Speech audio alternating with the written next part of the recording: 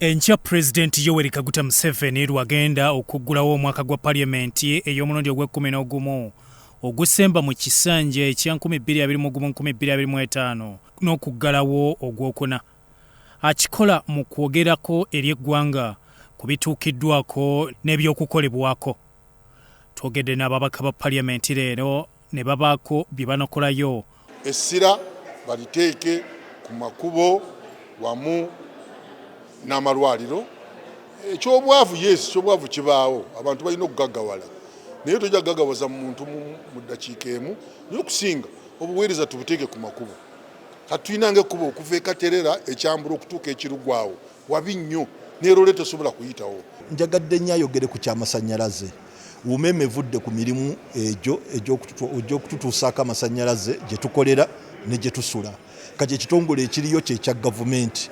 Naye tuli kulaba nga amasannyalaze emisana gaba matono nnyo ne gakosa abalina ebyuma bya kasooli ebikuba obuwunga. Ate nga be bakyasinza okuwa abavubuka emirimu bw'ogenda mu bibuga ebinene ne mu bibuga ebitono. Gavumenti tevuddeyo nnyo ku investinga mu marine transport. Ate ndowooza n'ekirala kye twandirowoozezza gavumenti kye yandikoze kwe kuweevinga emisolo ku vessels ezo eziri modern ezikozesebwa ku mazzi. Abantu basobola okuleeta vessels bainvestinge mu marine transport. Otherwise ebidduka by'oku mazzi biri expensive ate era okituusa n'omusolo gubeera waggulu nnyo. Omubaka Asibu Agnes omukyalo wa Nebbi District agamba ebyenjigiriza tebisiddwako maanyi mu myaka gino. Must thank the government of Uganda through our president, His Excellency Yoweri Kaguta Museveni. The peace that he has established has made people really to enjoy themselves.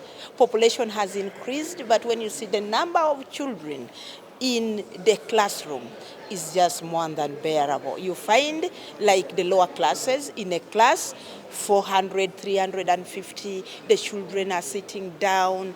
In fact, the government need to do something to expand on the infrastructures that are there.